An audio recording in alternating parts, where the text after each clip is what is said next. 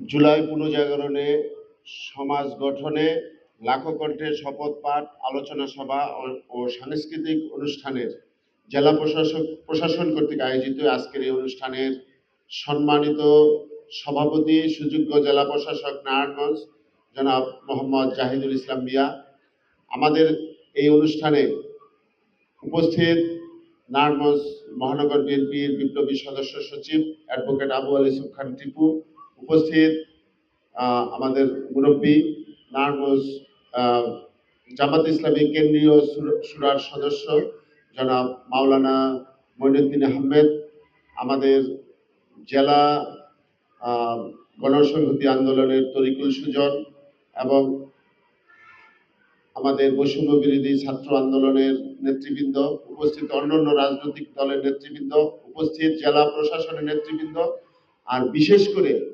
যাদেরকে নিয়ে আজকের এই অনুষ্ঠান, সেই জুলাই কন্যারা আজকে এখানে উপস্থিত, তাদের প্রতি শ্রদ্ধা জানিয়ে আমি আমার সংক্ষিপ্ত বক্তব্য শুরু করছি।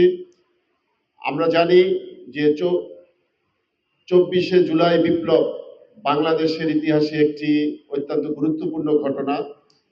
গত 15 বছর এই শেখ হাসিনা ফ্যাসিস্ট আওয়ামী সরকার বাংলাদেশের সাংবিধানিক সকল পোস্টগুলোকে তারা ধরতে গেলে একদম বিলীন করে দিয়েছিল, তাদের একটি দলীয় সংগঠনে পরিণত করেছিল। সেই অবস্থায় দেশে যখন একটা নৈরাজ্যকর পরিস্থিতি সৃষ্টি হয়েছিল এবং দেশে গণতন্ত্রের বালাই মাত্র ছিল না, দেশ যেই সময় একটি অনির্দিষ্ট একটি অগন্তব্যের মধ্যে পড়ছিল, ওই সময় এই বাংলাদেশের ছাত্র জনতা, বিশেষ করে বিভিন্ন ইউনিভার্সিটি এবং কলেজ এবং ছাত্র ছাত্রীদের যে আন্দোলন প্রথম শুরু হয় বৈষম্যের বিরুদ্ধে, সেই আন্দোলনে বাংলাদেশের কোটি কোটি মানুষ সেখানে অংশগ্রহণ করে। সেই অংশগ্রহণের মাধ্যমে যে বিজয় অর্জন হয়েছে, যে রক্ত দিয়েছে, যারা শহীদ হয়েছে, বিশেষ করে যেই ছাত্ররা শহীদ হয়েছে এবং ছাত্রীরা শহীদ হয়েছে এবং বাংলাদেশের বিভিন্ন স্তরে মানুষ শহীদ হয়েছে, তাদের রক্তের প্রতি শ্রদ্ধা জানাচ্ছি। এবং আজকে এই জুলাই পুনর্জাগরণে যে নারীদের যে ভূমিকা, সেই ভূমিকা নিয়ে এখানে আজকে তাদেরকে সংবর্ধনা বা তাদের কথা বলা হচ্ছে। আমরা একটা কথাই বলতে চাই যে জুলাই বিপ্লবে নারীদের অংশগ্রহণটা অনুপ্রেরণা হিসাবে কাজ করেছে।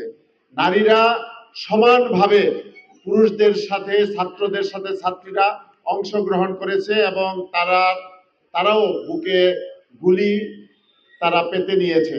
আজকে মহিলা এবং শিশু মন্ত্রণালয় এবং সমাজসেবা মন্ত্রণালয় যে অনুষ্ঠান সারাদিন ব্যাপী আয়োজন করেছে, ওই অনুষ্ঠানটা অত্যন্ত গুরুত্বপূর্ণ। আমরা আজকে এই সরকারের যে উদ্দেশ্য এবং অভিপ্রায় আজকের এই অনুষ্ঠানের মাধ্যমে আমরা বুঝতে পেরেছি। আমরা মনে করি এই অনুষ্ঠানের মাধ্যমে আজকে যে উদ্দেশ্য, সেটা সকলের মধ্যে ছড়িয়ে পড়বে। একটা বিষয় আমাদের সবসময় মনে রাখতে হবে যে নারীরা সমাজের অর্ধেক বললে ভুল হবে। পৃথিবীর জাতিসংঘের একটা সংস্থা কর্তৃক এখানে আপনার যে কর্মঘণ্টাগুলো আছে, সেটা নিয়ে যে নারীরা কতটুকু কাজ করে, পুরুষরা কতটুকু কাজ করে, সেই কাজের মধ্যে দেখা গেছে যে নারীরা 55% কাজ নারীরা করে থাকে, 45% কাজ করে পুরুষরা।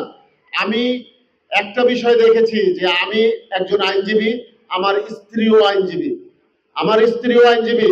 আমরা দুইজনের পেশাগত কারণে কোর্টে আসি। আমরা কোর্টে আসার পরে যে সময় বাসায় যাই, আমি কিন্তু সেখানে রেস্ট নেই, কিন্তু আমার স্ত্রীর কিন্তু রেস্ট নেওয়ার কোনো সুযোগ থাকে না।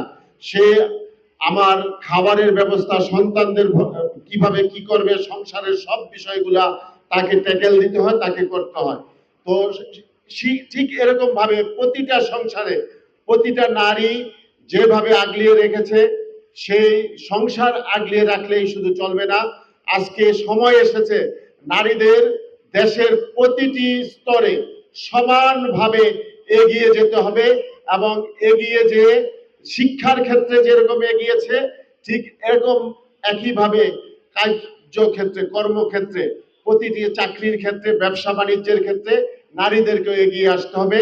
নারীরাই যদি একটা জনগোষ্ঠীর অর্ধেক অংশকে আমরা বিকল করে রাখি, তাহলে জাতির উন্নয়ন সম্ভব নয়। তো জাতির উন্নয়ন করতে হলে নারীদেরকেও সমানভাবে আপনার সুযোগ সুবিধা দিতে হবে, এবং নারীরা যদি সমানভাবে সুযোগ সুবিধা পেয়ে তারাও বিকশিত হতে পারে এবং দেশ, রাষ্ট্র, সমাজ গঠনে, পরিবার গঠনে, সমাজ গঠনে তারা যদি সমান ভূমিকা পালন করতে পারে, তাহলে আমরা মনে করি যে এই বাংলাদেশ একটি উন্নত বাংলাদেশ হিসেবে গড়ে উঠবে। আমরা চাই নারায়ণগঞ্জে একটি সুন্দর সমাজ ব্যবস্থা গড়ে উঠুক। আজকে এই জেলা প্রশাসক এবং অন্যান্য প্রশাসনের নেতৃত্বে আমরা নারায়ণগঞ্জকে চেষ্টা করছি একটি সুন্দর নারায়ণগঞ্জ হিসাবে গড়ে তোলার জন্য। আমরা প্রশাসনের সকল ভালো কাজের সাথে আমরা সবসময় সম্পৃক্ত থাকব, এবং আমি বলবো যে জুলাই কন্যারাও এই প্রশাসনের ভালো কাজের সাথে সম্পৃক্ত থেকে এই নারায়ণগঞ্জের সকল অন্যায়, অত্যাচার, দুরাচার সবকিছু আমরা উপড়ে ফেলবো এবং একটি সুষ্ঠু সুন্দর সমাজ ব্যবস্থা আমরা নারায়ণগঞ্জে কায়েম করব। নারায়ণগঞ্জে যে সকল অসুবিধাগুলি রয়েছে প্রশাসনকে নিয়ে আমরা সেই অসুবিধাগুলি দূর করার চেষ্টা করব ইনশাল্লাহ। আমরা যদি সবাই ঐক্যবদ্ধ থাকি তাহলে আমরা সফল হব। তবে একটা বিষয় আমাদেরকে খেয়াল রাখতে হবে যে আমাদের ওই যে গোপালগঞ্জে ওই পতিত স্বৈরাচার চোখ রাঙানি দিয়েছে, এরকম চোখ রাঙানি প্রতিটা জেলায় দেওয়ার চেষ্টা করবে। সেই ব্যাপারে আমাদের সজাগ দৃষ্টি রাখতে হবে, প্রশাসনকে সজাগ দৃষ্টি রাখতে হবে।